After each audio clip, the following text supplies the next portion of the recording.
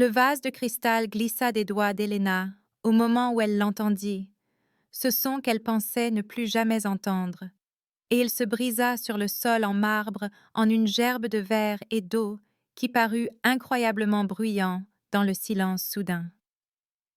Sa première journée au château Nighthaven avait commencé 6 heures plus tôt lorsque Madame Carver, la gouvernante en chef aux cheveux gris acier tirés en arrière si fort que cela semblait douloureux, l'avait accueillie à l'entrée des serviteurs avec un trousseau de clés en fer et une liste de règles plus longue que le bras d'Helena.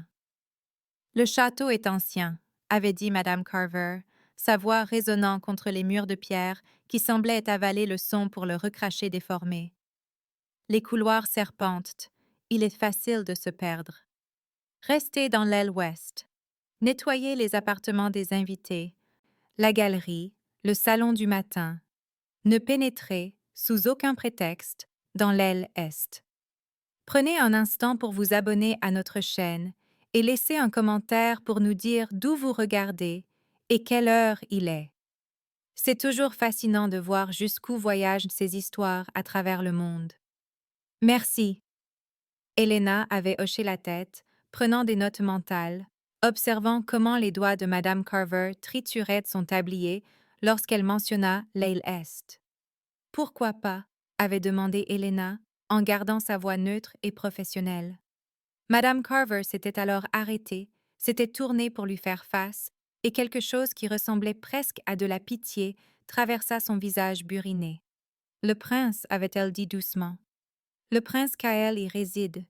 Il est difficile, violent, dit-on. Le roi Dominique a tout essayé au cours des 3 dernières années, des tuteurs, des médecins, même des sorcières des territoires du Nord. Rien ne fonctionne. Le garçon est inatteignable, et les serviteurs qui ont essayé de l'aider ont démissionné ou demandé leur transfert. Il vaut mieux le laisser tranquille. Helena avait voulu poser plus de questions, les avait senties monter sur sa langue comme une pression avant un orage. Mais l'expression de Madame Carver s'était refermée et elles avaient continué la visite à travers des couloirs bordés de portraits de nobles vampires au visage sévère, dont les yeux peints semblaient suivre les mouvements. Le château était beau de la manière dont les choses anciennes et prédatrices sont belles. Tout en bois sombre et en pierre plus sombre encore. Des tapisseries dépeignant des batailles qui étaient probablement de vrais souvenirs pour certains courtisans, et des fenêtres si hautes qu'elles donnaient à Helena l'impression d'être un insecte. Tout résonnait. Les pas, les voix, le tintement lointain du travail en cuisine, tout cela rebondissait sur la pierre et créait un bruit de fond constant qui crispait la mâchoire d'Helena. Elle avait passé la matinée à nettoyer des appartements d'invités dont l'ameublement coûtait probablement plus que ce que son village entier gagnait en un an, à polir de l'argenterie qui se ternirait à nouveau en quelques jours, à battre la poussière de rideaux qui pesait plus lourd qu'elle. Mais son esprit revenait sans cesse aux mots de Madame Carver, inatteignable, violent. 3 ans. C'étaient les 3 ans qui la marquaient, car il y a 3 ans, le frère d'Helena, Thomas, était en vie, et elle savait exactement ce que inatteignable pouvait signifier quand le monde était trop bruyant, trop lumineux, trop intense. L'après-midi, Helena était complètement perdue. Elle avait pris ce qu'elle pensait être un raccourci de la galerie au placard à linge et s'était retrouvée dans un couloir qu'elle ne reconnaissait pas. Les murs ici étaient de pierre nue, sans tapisserie pour étouffer le son, et les quelques torches brûlaient d'une lueur inconstante qui faisait danser les ombres de manière douloureuse à regarder. Elle aurait dû faire demi-tour, aurait dû revenir sur ses pas. Mais elle entendit quelque chose, un son qui la figea, une main sur le mur froid, rythmique, répétitif, le bruit sourd de quelque chose heurtant autre chose, encore et encore et encore. Helena avança vers ce son sans l'avoir décidé, le suivant jusqu'à une porte au bout du couloir. Elle était entr'ouverte, à peine. À travers l'interstice, elle pouvait voir du mouvement. Elle poussa la porte et entra dans le chaos. La pièce avait dû être magnifique autrefois. Elle envoyait des traces dans le haut plafond peint d'étoiles, dans les restes de meubles élégants maintenant poussés contre les murs, dans la qualité des tissus qui drapaient chaque surface dure. Mais le magnifique était enseveli sous le brisé. Des miroirs fracassés couvraient le sol d'une constellation de morceaux dentelés. Un garçon, petit et pâle, avec des cheveux sombres qui lui tombaient dans les yeux, se balançait violemment au centre de la destruction. Ses mains étaient plaquées sur ses oreilles, pressées si fort que ses jointures étaient blanches. Il émettait un son, bas et constant, presque comme un fredonnement mais sans mélodie. Juste un son pour couvrir d'autres sons. Et il se cognait la tête contre ses genoux. Pas assez fort pour se blesser, mais rythmique, désespéré, le bruit sourd qu'elle avait entendu depuis le couloir. Le souffle d'Helena se coupa. Elle connaissait ça. Mon Dieu, elle connaissait ça si bien que ça faisait mal. Les torches. Il y en avait 6, fixées autour de la pièce, et leurs flammes dansaient et vacillaient, créant un effet stroboscopique qui transformait les miroirs brisés en un kaléidoscope de lumière fracturée. Chaque vacillement projetait des ombres qui couraient sur les murs et le sol, imprévisibles, impossibles à anticiper. Pour quelqu'un dont le cerveau avait un besoin vital de motifs et de prévisibilité, ce devait être une torture. Il n'est pas inatteignable, pensa Helena, les mots clairs et certains dans son esprit. Il se noie simplement dans un monde trop bruyant. Elle se déplaça avec précaution, évitant le verre brisé, et commença à éteindre les torches. 1, 2, 3. Le balancement du garçon ne s'arrêta pas, mais le son qu'il émettait changea légèrement de ton. 4, 5, 6. La pièce plongea dans une obscurité seulement rompue par la lumière grise provenant de l'unique fenêtre. L'effet stroboscopique cessa. Les ombres s'immobilisèrent. Helena s'assit par terre, assez loin pour ne pas l'envahir, assez près pour qu'il sache qu'elle était là. La pierre était froide à travers sa robe, et elle pouvait sentir la légère humidité qui imprégnait tout dans ce château ancien. Elle ne parla pas, ne tendit pas la main, n'essaya pas de le forcer à la regarder. Au lieu de cela, elle se mit à fredonner. C'était la chanson que Thomas avait aimée, simple et répétitive, le genre de mélodie qui s'enroule sur elle-même comme un serpent se mordant la queue. Sans parole, sans variation. Juste les 4 mêmes notes encore et encore, un motif qui pouvait être prédit, qui ne pouvait ni surprendre ni submerger. Le balancement du garçon ralentit. Sa respiration, qui avait été rapide et superficielle, commença à s'approfondir. Helena continua de fredonner, gardant le volume bas et constant, et elle observa sans le fixer la tension dans ses petites épaules commencer à se relâcher. 5 minutes passèrent. 10. Le balancement cessa complètement. Les mains du garçon descendirent lentement de ses oreilles, et puis, chose impossible, il rit. Ce fut court, à peine plus qu'une expiration accompagnée d'un son, mais c'était authentique. Un rire de soulagement, de libération, de joie que quelque chose de trop grand et de trop bruyant soit enfin devenu plus petit. Les yeux d'Helena brûlèrent de larmes qu'elle ne laissa pas couler. 3 ans, pensa-t-elle. 3 ans que personne n'avait entendu ce son.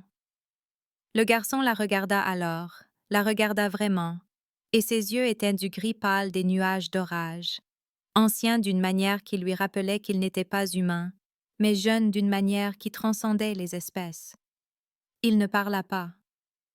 Il regarda simplement. Et puis, avec soin, délibérément, il fit un signe avec ses mains. « Merci. » Helena comprenait la langue des signes comme elle comprenait la respiration. Elle l'avait apprise pour Thomas, avait passé 2 ans à avoir des conversations avec son petit frère que personne d'autre dans leur village ne pouvait suivre. Elle répondit en signe, gardant ses mouvements petits et non menaçants. De rien. En sécurité maintenant. Le visage du garçon exprima quelque chose de complexe. Du soulagement, de la confusion et quelque chose qui aurait pu être de l'espoir, tout cela superposé.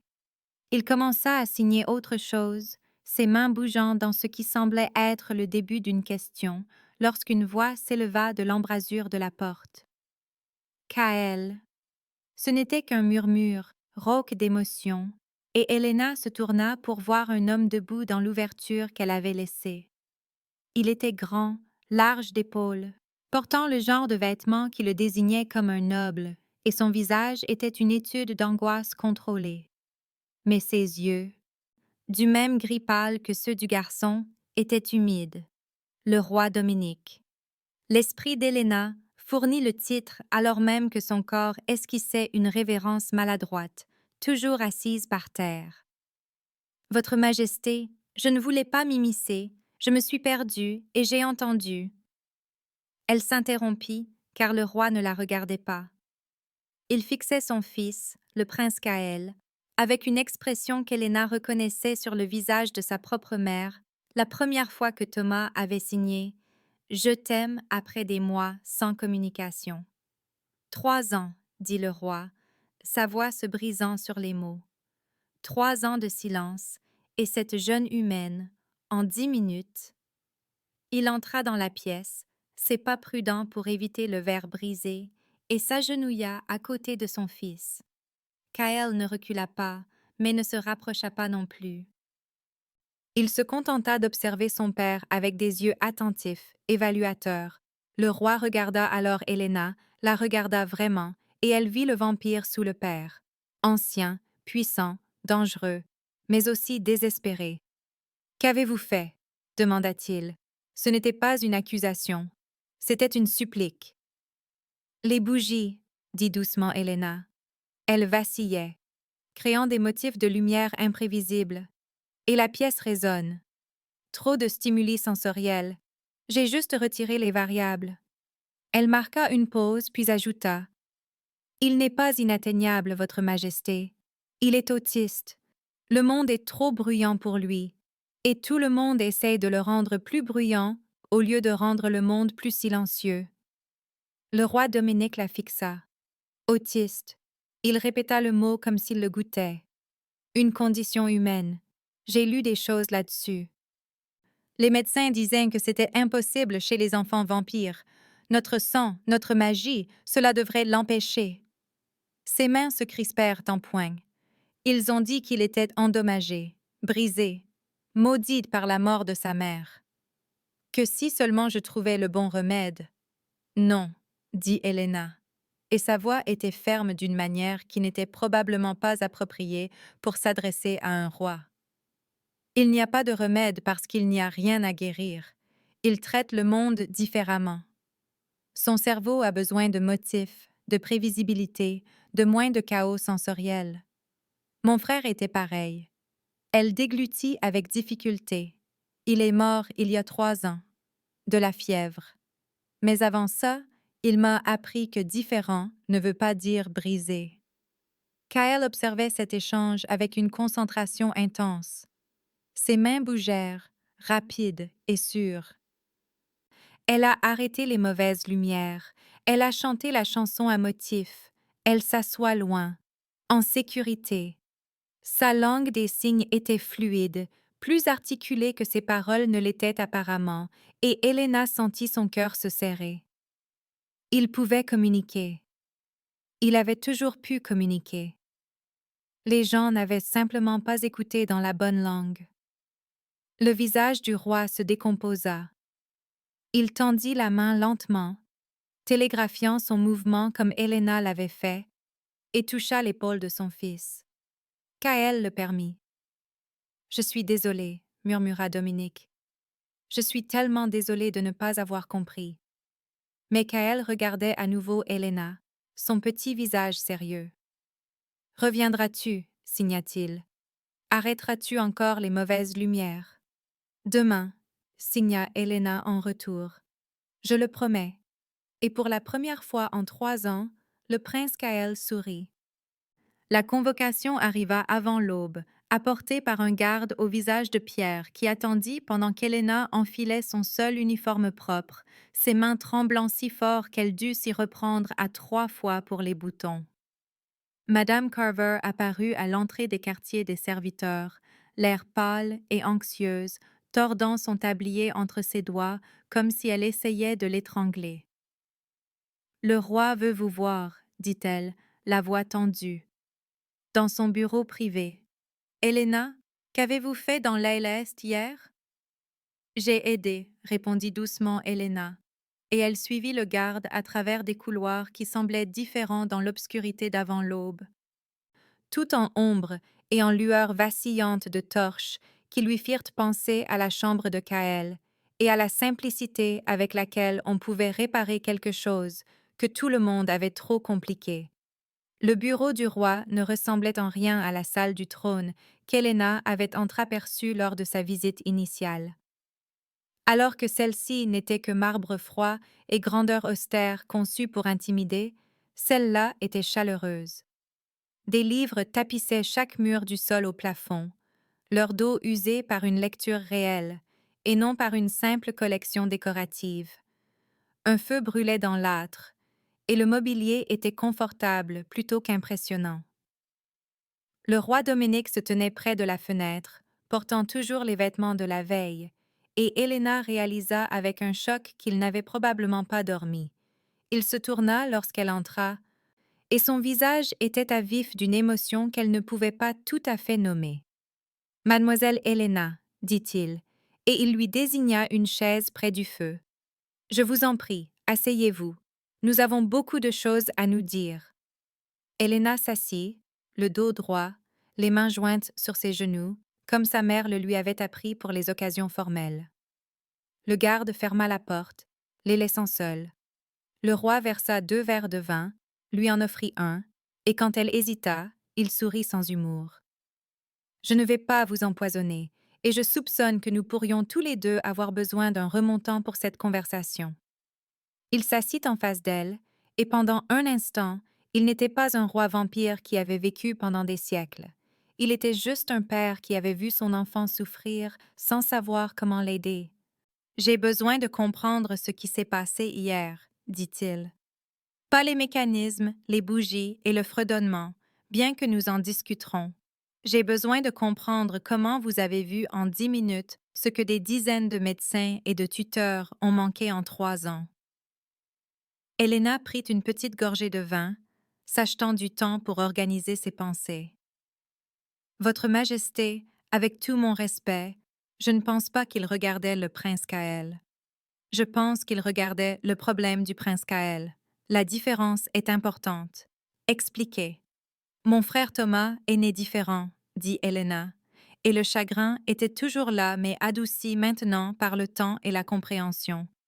Il n'a pas parlé jusqu'à ses 5 ans, et quand il l'a fait, les mots semblaient lui causer une douleur physique. Il se balançait, comme le prince Kaël. Il ne supportait pas certains sons ou textures. Le médecin de notre village disait qu'il était maudit, possédé, que ma mère avait dû irriter les esprits pendant sa grossesse. Elle marqua une pause, se souvenant.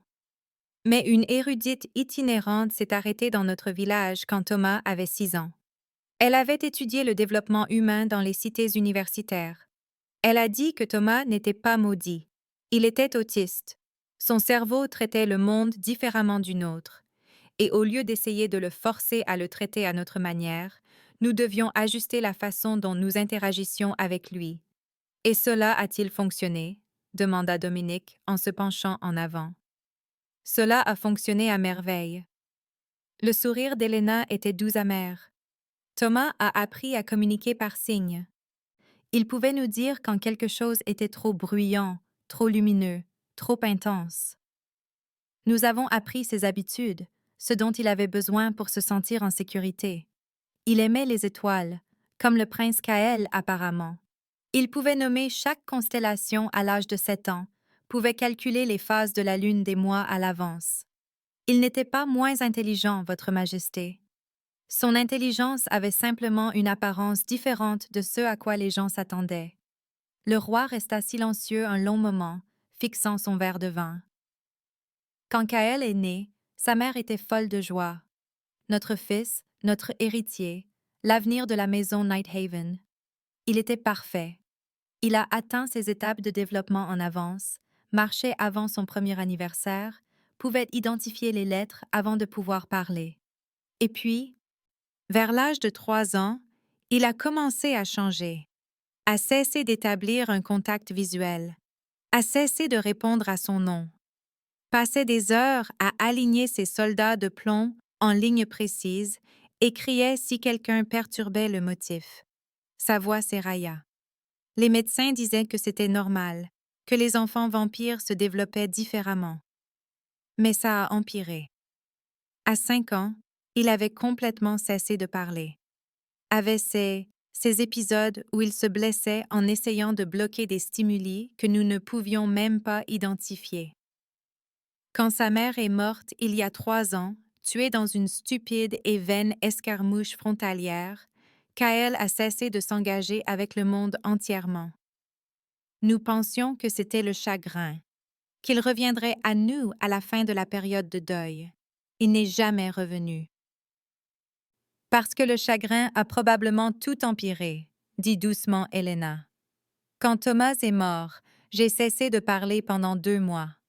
Le traumatisme aggrave les difficultés existantes, et un enfant qui traite le monde à travers les motifs et la prévisibilité perdant sa mère sans avertissement, ce n'est pas seulement du chagrin, c'est toute sa fondation stable qui disparaît. Je suis un roi qui a conquis des territoires, négocié des traités, commandé des armées, dit Dominique, et sa voix se brisa. Mais je ne peux pas atteindre mon propre fils. Chaque tuteur que j'engage démissionne en quelques semaines. Chaque médecin propose une nouvelle théorie, un nouveau traitement, qui tous échouent. J'ai consulté des sorcières, des sorciers, même un mage du sang, qui a suggéré que l'état de Kael pourrait être guéri par un rituel de transformation. Ses mains se crispèrent en point. J'étais assez désespérée pour y songer, pour envisager de transformer mon fils de 9 ans en vampire à part entière des décennies avant que ce ne soit sûr, juste pour le réparer. Dieu merci, vous ne l'avez pas fait, dit Helena, sa voix assez vive pour que les yeux du roi se posent sur les siens. Votre Majesté, Kael n'a pas besoin d'être réparé. Le monde autour de lui a besoin d'être ajusté. Elle se pencha en avant, pressante. Vous continuez d'essayer de le changer pour qu'il s'adapte au château, à la cour, aux attentes de ce que devrait être un prince. Mais si, au lieu de cela, vous changiez le château pour qu'il s'adapte à lui, et si vous lui demandiez ce dont il a besoin au lieu de lui dire ce qu'il devrait tolérer? Le silence s'étira entre eux. Dehors, l'aube se levait, une lumière pâle filtrant par les fenêtres. Finalement, Dominique parla. Je vous offre un poste, compagne personnelle de Kael. Vous vivriez dans l'aile Est, auriez accès à toutes les ressources royales, tout ce dont vous auriez besoin pour l'aider à s'engager avec le monde. Le salaire serait 10 fois supérieur à ce que vous gagnez en tant que femme de chambre, et vous me rendriez compte directement. Pas d'intermédiaire, pas de barrière bureaucratique.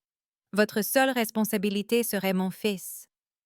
Le cœur d'Helena battait la chamade contre ses côtes. C'est incroyablement généreux, Votre Majesté, mais j'ai une condition. Énoncez-la. Je veux comprendre les besoins de Kael de la part de Kael, pas de médecins qui ne lui ont jamais demandé ce qu'il ressent. Je veux du temps pour l'observer, pour apprendre ses habitudes, pour le laisser m'apprendre ce qui aide et ce qui blesse.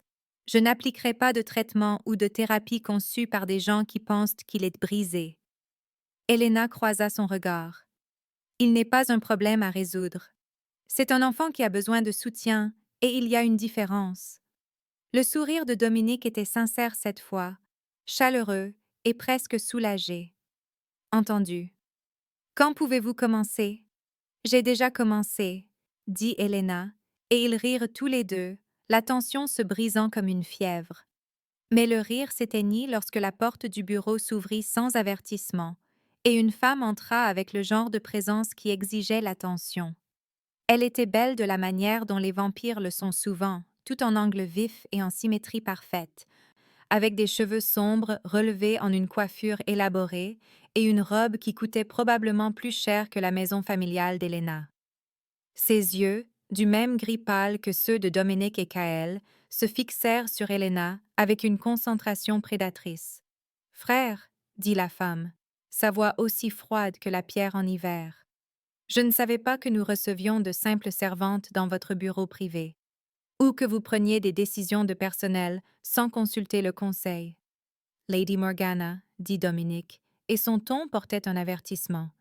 Voici Elena, la nouvelle compagne de Kaël. Elena, ma sœur Morgana. Elle est, jusqu'à ce que Kaël atteigne sa majorité, mon héritière. L'accent sur jusqu'à était léger mais indubitable, et Elena vit l'expression de Morgana se crisper presque imperceptiblement. Comme c'est charmant, dit Morgana, s'avançant dans la pièce comme un serpent décidant s'il doit frapper. Le garçon rit une fois après 3 ans de silence, et soudainement nous élevons une femme de chambre humaine à un poste d'influence sur l'héritier du trône. Dites-moi, jeune fille, quelles sont exactement vos qualifications? Je comprends le prince Kaël, dit doucement Elena, refusant de se laisser intimider. C'est une qualification suffisante, dit Dominique, sa voix dure. Morgana, si vous avez des préoccupations, vous pouvez me les adresser en privé. Pas maintenant. Oh, j'ai de nombreuses préoccupations, dit Morgana, son sourire acéré. Mais je ne voudrais pas ennuyer notre nouvelle compagne royale avec de fastidieuses questions politiques. Elle inclina la tête dans une parodie de respect et partit, son départ aussi théâtral que son entrée.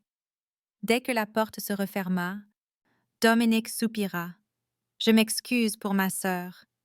Elle est héritière présomptive depuis 3 ans, et la perspective que Kaël se rétablisse suffisamment pour reprendre cette position est difficile pour elle. Elle veut qu'il reste brisé, dit Elena, la prise de conscience s'installant froidement dans son estomac. Pas consciemment, peut-être, mais politiquement, il est dans son intérêt que Kaël reste incapable de remplir ses devoirs de prince héritier. Dominique ne le nia pas. Bienvenue dans la politique de la cour. Je vous suggère de la prendre rapidement, car faire rire mon fils a fait de vous une menace pour des personnes au pouvoir considérable. La semaine suivante passa dans un tourbillon d'observation et d'ajustements.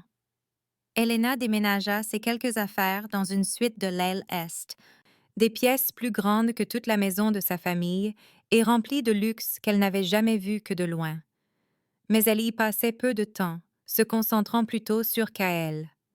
Elle l'observait pendant ses routines matinales, notant comment il se déplaçait dans ses chambres en touchant certains objets dans un ordre spécifique. Elle observait ses réactions à différents stimuli, documentant ce qui causait de la détresse et ce qui apportait le calme. Et lentement, prudemment, elle commença à faire des changements. Les bougies vacillantes furent remplacées par des lampes à huile qui brûlaient d'une flamme stable.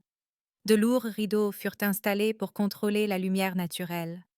Un emploi du temps visuel fut créé, montrant les activités de la journée en images simples, et Kaël commença à se détendre.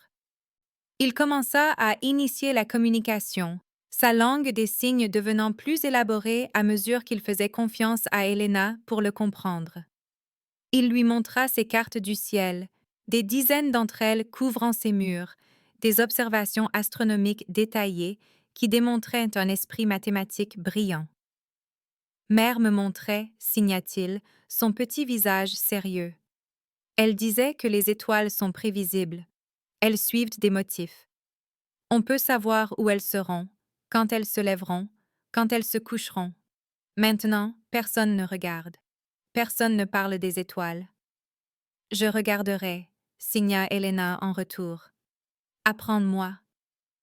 Le sourire qui traversa le visage de Kaël valait tous les regards suspicieux des courtisans, toutes les conversations chuchotées qui s'arrêtaient lorsqu'elle entrait dans une pièce. Mais le véritable test eut lieu lors du dîner officiel, un événement qu'Elena redoutait depuis que Dominique avait insisté sur le fait que la présence de Kaël était requise pour une délégation en visite. La salle à manger était un cauchemar sensoriel.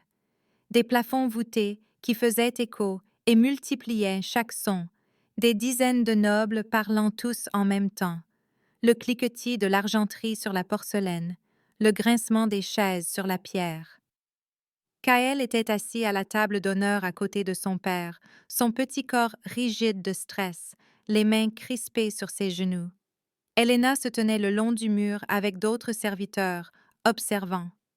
Le premier plat arriva, une sorte de soupe avec des herbes flottantes. Kael la fixa, sa respiration devenant superficielle. Un serviteur se pencha, murmurant quelque chose qu'Elena ne put entendre. Kael secoua la tête. Le murmure du serviteur devint plus insistant. Les mains de Kael se levèrent, couvrant ses oreilles. Dominique posa une main sur l'épaule de son fils, essayant de l'apaiser, mais Elena pouvait voir la crise monter comme un orage à l'horizon. Elle se déplaça sans réfléchir, traversant la salle à manger en violation flagrante du protocole. « Votre Majesté, » dit-elle doucement, se penchant près de Dominique. « Il ne peut pas manger ça. La texture est mauvaise et la salle à manger est trop bruyante. S'il vous plaît, laissez-moi l'emmener à la bibliothèque. Nous pouvons apporter de la nourriture qu'il mangera vraiment. » Les conversations autour d'eux s'étaient arrêtées. Tous les nobles à la table d'honneur regardaient. Lord Castellan, le principal conseiller de Dominique, se pencha en avant avec un froncement de sourcils. « Mademoiselle Helena, le prince doit apprendre à participer aux fonctions d'État. On ne peut pas le couvrir chaque fois qu'il trouve quelque chose de désagréable. » « Il n'est pas désagréable, » dit Helena, la voix ferme. « Il est submergé. Regardez-le. Regardez-le vraiment. » Kael se balançait maintenant, sa respiration rapide et saccadée, les mains si fort pressées sur ses oreilles qu'elles étaient blanches. Ce n'est pas de la défiance ou un mauvais comportement.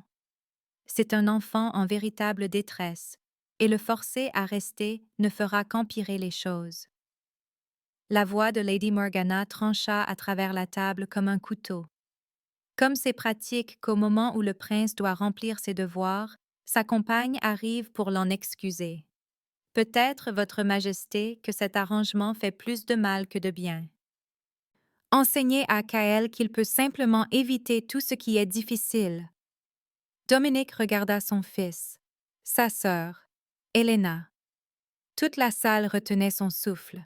« Amenez-le à la bibliothèque, » dit doucement le roi.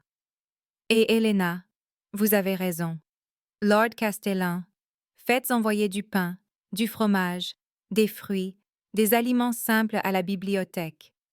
Ce dîner continuera sans le prince. » Helena aida Kael à se lever de sa chaise, et la main du garçon trouva la sienne, la serrant fort.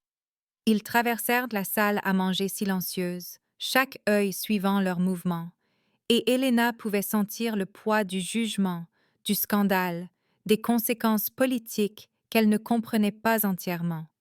Mais lorsqu'ils atteignirent la bibliothèque, lorsque la respiration de Kael se stabilisa enfin dans le sanctuaire calme et tapissé de livres, lorsque la nourriture arriva et qu'il mangea du pain et du fromage avec un appétit sincère, terminant un repas entier pour ce que Dominique lui dit plus tard être la première fois en des mois, Helena sut qu'elle avait fait le bon choix. Les retombées politiques pouvaient attendre. Pour l'instant, un enfant mangeait, était en sécurité, était protégé d'un monde trop bruyant et trop dur. Et cela importait plus que n'importe quel scandale. 6 semaines transformèrent l'aile Est d'un lieu d'isolement en quelque chose qui ressemblait presque à un foyer, et Helena observait les changements chez Kael avec une joie qu'elle n'avait pas ressentie depuis la mort de Thomas. Ils avaient établi des routines, prévisibles et réconfortantes, qui donnaient forme aux journées de Kael, de manière qu'il pouvait anticiper et contrôler. Les matinées commençaient avant l'aube, lorsque le château était encore silencieux et que les étoiles étaient invisibles par les fenêtres de l'observatoire.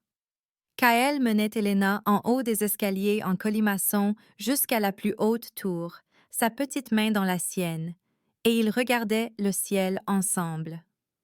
Il lui enseignait les constellations avec une patience et un enthousiasme qui lui serraient le cœur, ses signes fluides et excités, alors qu'il pointait Cassiopée, Orion, la grande ours. Les étoiles ne changent pas, signa-t-il un matin, son visage sérieux dans la lumière d'avant l'aube. Les gens changent, les sons changent, mais les étoiles suivent des motifs, toujours les mêmes, toujours prévisibles. Je peux faire confiance aux étoiles. Tu peux me faire confiance aussi, signa Helena en retour. Je suis des motifs, je tiens mes promesses. Kaël l'avait regardé un long moment, puis avait signé quelque chose qui lui avait brûlé les yeux de larmes. Je sais, c'est pour ça que tu es ma personne préférée. Après l'observation des étoiles venait le petit déjeuner à la bibliothèque, toujours les mêmes aliments préparés de la même manière, car Kaël avait besoin de cette constance. Du pain avec du beurre, du fromage coupé en carrés précis, des tranches de pommes disposées selon un motif spécifique. Puis les leçons, mais pas du genre que les tuteurs précédents avaient tenté. Helena ne forçait pas Kaël à rester assis à un bureau, à maintenir un contact visuel ou à parler quand la langue des signes était plus facile. Au lieu de cela, elle le laissait bouger tout en apprenant, le laissait se tenir debout, se balancer ou faire les 100 pas pendant qu'il résolvait des problèmes mathématiques qui défieraient des érudits 2 fois plus âgés que lui. Son esprit était extraordinaire lorsqu'on lui donnait l'espace de fonctionner comme il en avait besoin.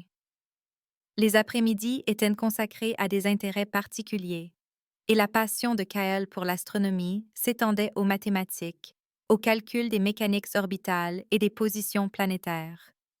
Helena lui apportait des livres de la Bibliothèque royale, des textes avancés sur la navigation céleste et la prédiction astronomique, et le regardait les dévorer avec une faim qui prouvait ce qu'elle avait su depuis le début. Il n'était pas inatteignable. Tout le monde avait simplement parlé la mauvaise langue. Mais la véritable percée est venue avec les cartes.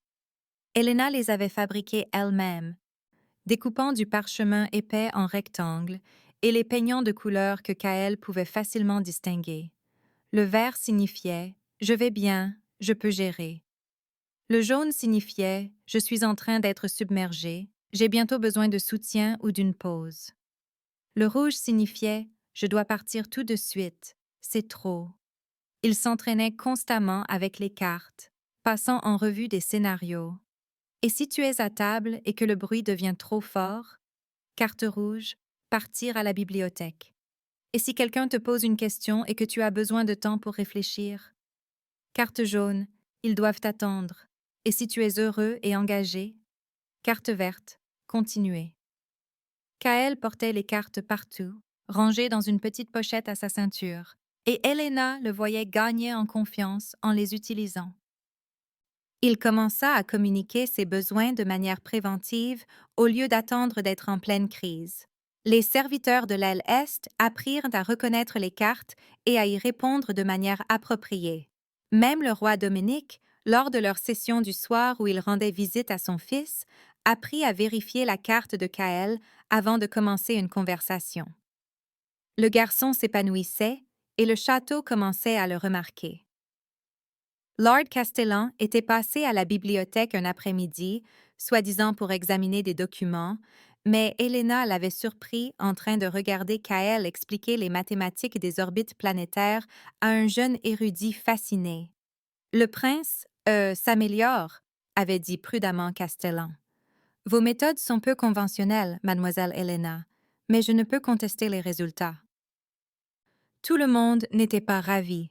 Helena avait surpris Lady Morgana en train de les observer à plusieurs reprises, son expression calculatrice et froide.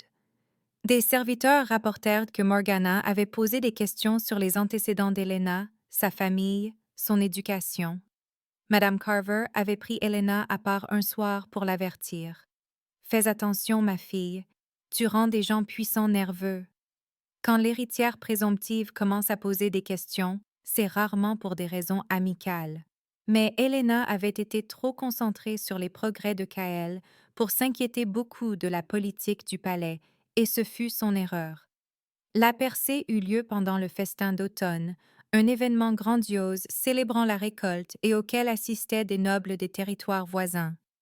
La grande salle était bondée de centaines d'invités, tous parlant et riant, le son rebondissant sur les murs de pierre dans une cacophonie qui donnait mal à la tête à Helena elle-même.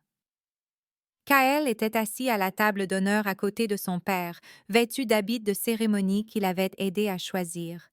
Des tissus doux, sans broderie, qui grattent ni col serré.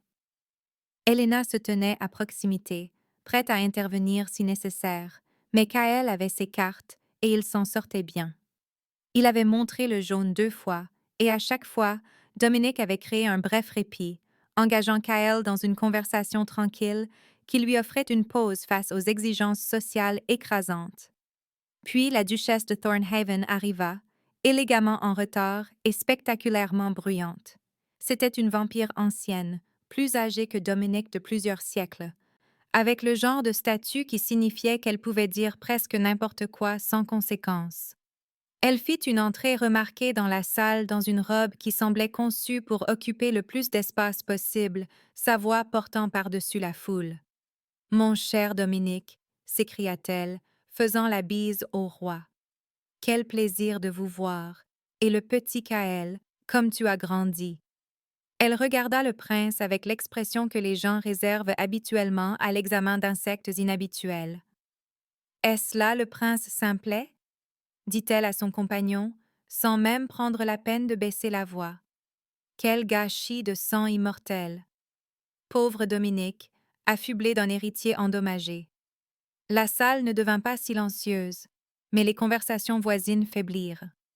Helena sentit son estomac se nouer, attendant la crise, le balancement. Les mains sur les oreilles. Elle commença à se diriger vers Kael, prête à l'aider à partir. Mais Kael n'eut pas de crise. Il se leva, ses mouvements calmes et délibérés, et sortit sa carte rouge.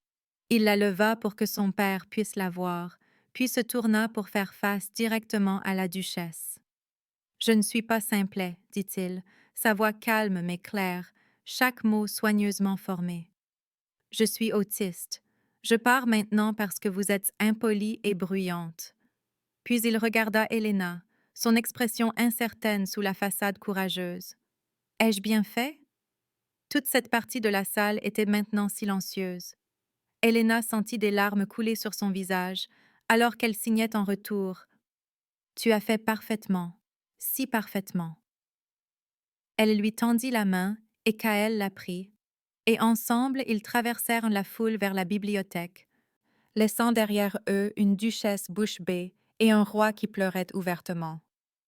Dominique les trouva 1 heure plus tard dans la bibliothèque, où Kael lisait calmement un livre sur les phases lunaires et mangeait le pain et le fromage simple qu'Helena avait demandé aux cuisines. Le roi s'agenouilla à côté de la chaise de son fils, sans se soucier de froisser ses robes de cérémonie. « Je suis si fier de toi, dit-il, la voix épaisse. Si incroyablement fier. Tu t'es défendu, tu as communiqué tes besoins, tu as été digne, courageux et parfait. » Kael signa en retour, car parler lui avait demandé beaucoup d'énergie et il était maintenant fatigué. La duchesse était méchante. « Mais je n'ai pas crié, je n'ai pas frappé, j'ai utilisé ma carte rouge comme Helena m'a appris. »« C'est vrai, » acquiesça Dominique, puis il regarda Helena. « Merci. » De lui avoir donné des outils, de lui avoir appris qu'il peut se défendre, de m'avoir montré ce que j'aurais dû voir il y a des années.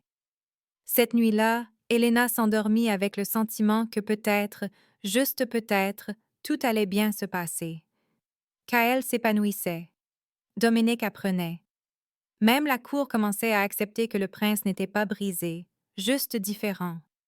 Elle aurait dû se méfier. Elle fut réveillée par des mains rudes la tirant de son lit, des gardes criant, sa chambre en train d'être mise à sac. Quelqu'un trouva la poudre de fer cachée dans sa malle, derrière ses uniformes de rechange. Quelqu'un d'autre découvrit le journal, relié en cuir et coûteux, rempli d'entrées d'une écriture qui ressemblait presque à la sienne, détaillant un plan pour empoisonner lentement le prince Kael, pour le rendre dépendant d'elle. pour manipuler le roi Dominique à travers son fils malade. Ce n'est pas à moi, haleta Helena, luttant contre les gardes qui la tenaient. Je ne sais pas comment c'est arrivé là, je ne ferai jamais de mal à Kael, jamais. Mais ils n'écoutaient pas. Ils la traînèrent à travers les couloirs, et elle aperçut Lady Morgana debout dans une embrasure de porte, son visage soigneusement arrangé en une expression de choc et d'inquiétude. Par une autre porte, elle vit la chambre de Kael, vit le prince penché en avant, vomissant du sang dans une bassine, vit le médecin s'affairer frénétiquement. « Les fraises, disait quelqu'un. Il a mangé les fraises du bol dans sa chambre. Elles étaient saupoudrées de poudre de fer.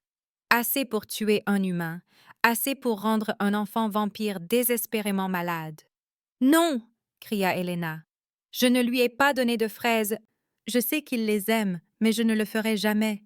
S'il vous plaît, vous devez demander à Kael. Il vous le dira. » Ils la jetèrent dans les cachots, de vrais cachots sous le château dont elle ignorait même l'existence. De la pierre froide, de l'eau dégoulinant quelque part dans l'obscurité, l'odeur de la vieille peur et du sang encore plus ancien. Les heures passèrent, peut-être des jours. Le temps semblait n'avoir aucun sens dans le noir. Finalement, des pas. La lueur d'une torche. Le roi Dominique se tenait devant sa cellule, son visage un masque d'angoisse et de fureur. « Dites-moi la vérité, » dit-il doucement. « Dites-moi que vous n'avez pas fait ça. » « Je ne l'ai pas fait. » La voix d'Helena était rauque à force de crier, de supplier les gardes de la laisser voir Kael. « Votre Majesté, je jure sur tout ce que j'ai de plus sacré. Je ne ferai jamais de mal à votre fils. Je l'aime comme s'il était mon propre frère. Les preuves suggèrent le contraire. » La main de Dominique se crispa sur les barreaux de la cellule. « De la poudre de fer dans vos quartiers. Un journal détaillant votre plan. Kael mangeant de la nourriture empoisonnée que vous seul saviez qu'il aimait. Lord Castellan dit que l'affaire est claire, que vous nous avez tous manipulés, que vous avez gagné notre confiance pour vous rapprocher du pouvoir. » Helena rit, un rire amer et brisé. « Le pouvoir? J'étais une femme de chambre. Je n'avais rien.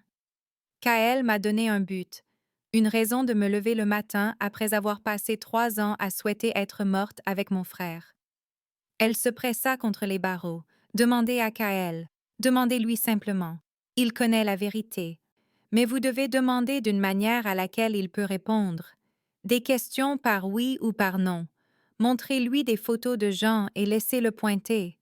Il peut communiquer, Dominique, vous le savez. » « Il est trop malade, » dit Dominique, sa voix se brisant. « L'empoisonnement au fer, il a de la fièvre, il est à peine conscient. Et quand il est réveillé, il est en crise. Demandant après vous, en fait. Il n'arrête pas de signer votre nom, de dire que vous êtes en sécurité, que vous ne lui avez pas fait de mal. Mais il est malade et confus, et les médecins disent que son témoignage ne peut être considéré comme fiable dans cet état. Parce que lui demander correctement révélerait qui a vraiment fait ça, dit doucement Helena, les pièces du puzzle se mettant en place. Dominique, réfléchissez. Qui profite de la maladie de Kael, de mon arrestation? Qui nous observe depuis des semaines avec un regard calculateur? Vous accuseriez ma sœur sur la base de rien d'autre que des spéculations, sur la base de la logique. Helena croisa son regard. Je n'ai rien à gagner à faire du mal à Kael. Mais Morgana a tout à perdre s'il continue de s'améliorer, s'il devient apte à régner. Elle est héritière depuis 3 ans. Qu'advient-il de sa position si Kael la reprend? L'expression de Dominique vacilla. Vous pensez que Morgana empoisonnerait son propre neveu? Je pense qu'elle empoisonnerait la menace politique qu'il représente. Les mains d'Helena tremblaient. S'il vous plaît, ne me laissez pas pourrir ici. Ne laissez pas celui ou celle qui a fait ça gagner. Interrogez les serviteurs qui avaient accès aux chambres de Kael. Vérifiez où la poudre de fer a été achetée. Regardez ce journal de plus près. L'écriture est-elle vraiment la mienne? Vous êtes un roi qui a négocié des traités et commandé des armées. Enquêtez sur ceci comme vous le feriez pour n'importe quel complot contre votre trône. Je vais y réfléchir, dit finalement Dominique. Mais jusqu'à ce que j'aie la preuve de votre innocence, vous restez ici, pour votre propre sécurité, autant que pour toute autre chose. Si vous êtes innocente et que quelqu'un vous a piégé, il pourrait essayer de vous réduire au silence de façon permanente. Il se tourna pour partir, puis s'arrêta. Pour ce que ça vaut, je ne veux pas croire que vous avez fait ça. Chaque instinct me dit que vous dites la vérité, mais je me suis déjà trompée. Sur mon fils, sur ce dont il avait besoin. Je ne peux pas me permettre de me tromper à nouveau. Il la laissa dans l'obscurité. Au-dessus, Helena pouvait entendre des sons filtrants à travers la pierre. Des pas, des voix. Et une voix s'élevant au-dessus des autres, jeune et désespérée et brisée par la tension. Helena, en sécurité. Helena, pas fait. Pourquoi vous n'écoutez pas? Kael essayait de la défendre, essayait de communiquer à travers la maladie, le stress et une peur écrasante, et personne n'écoutait de la bonne manière.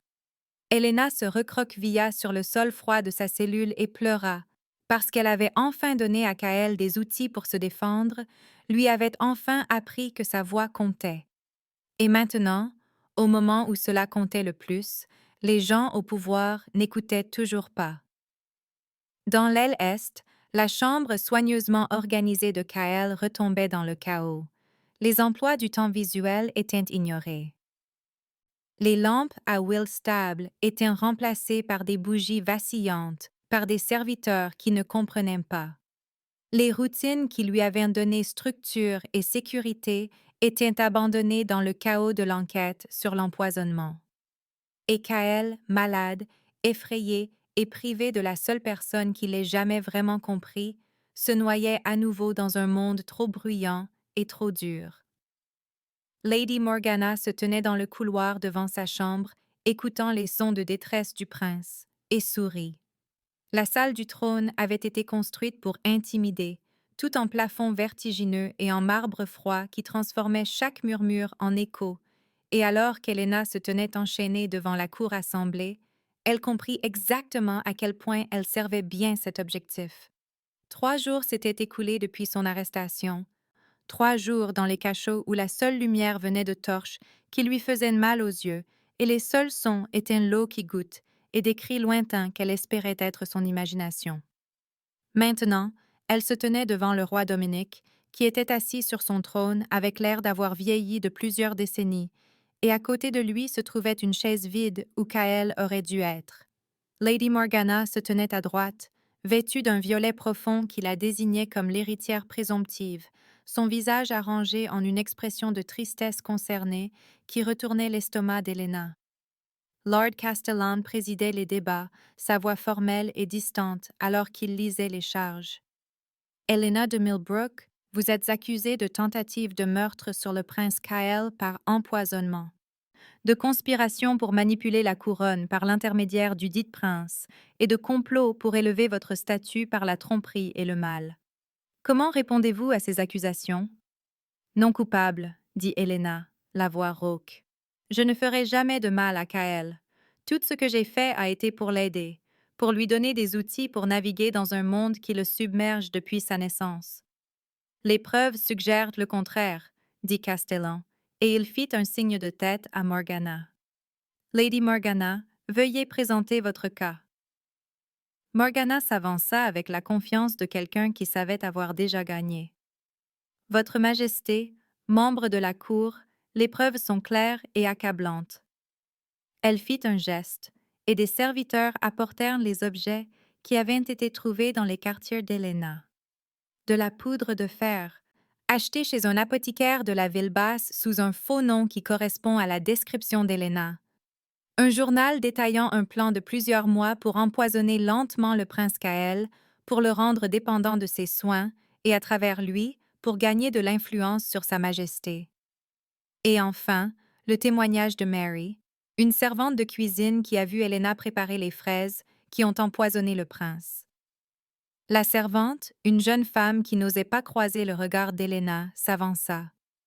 Elle avait l'air terrifiée, ses mains tremblaient. J'ai vu mademoiselle Helena dans les cuisines tard dans la nuit, il y a 3 jours. Elle lavait des fraises, les préférées du prince.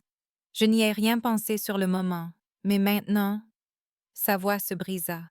Je suis tellement désolée, Votre Majesté. J'aurais dû dire quelque chose plus tôt. Vous mentez, dit platement Helena. J'étais dans l'aile est cette nuit-là, en train de lire une histoire à Kael avant de dormir. Nous étudions les phases lunaires jusqu'à près de minuit. Les serviteurs là-bas peuvent le confirmer. Le peuvent-ils?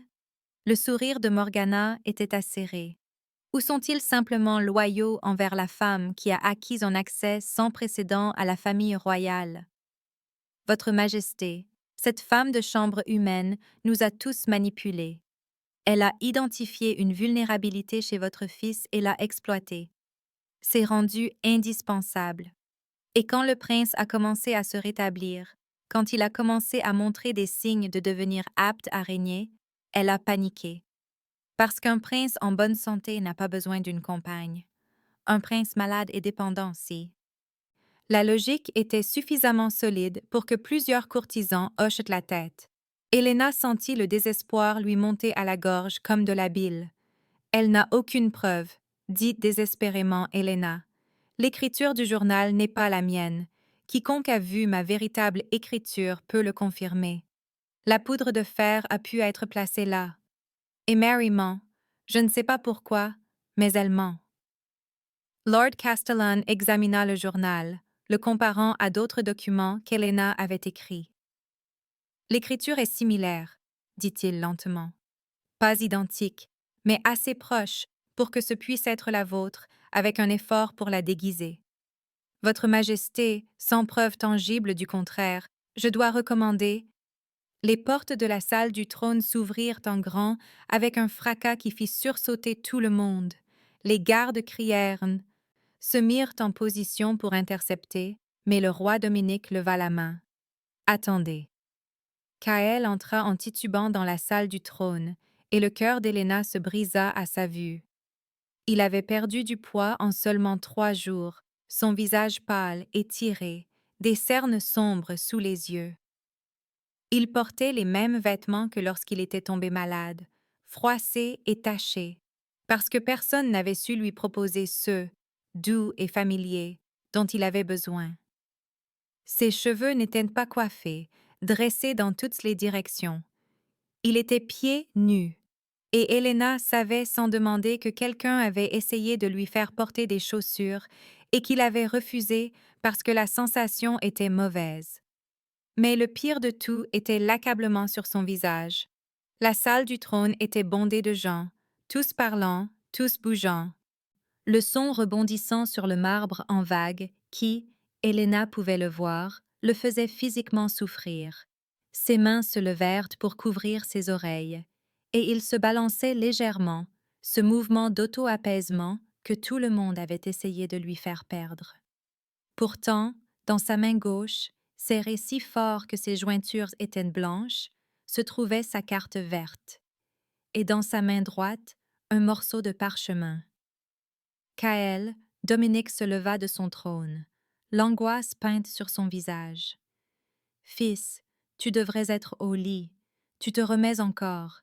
Tu ne devrais pas être ici. » Kael ne répondit pas, continua simplement d'avancer, chaque pas lui coûtant visiblement un effort énorme. La cour observait en un silence choqué.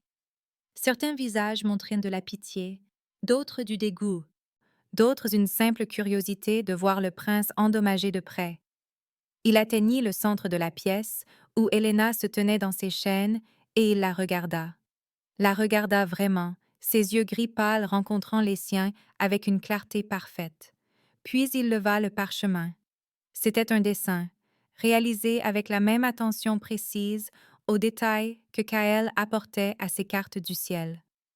Le visage d'Helena, souriant, soigneusement ombré. Le visage de Kael à côté du sien, souriant également.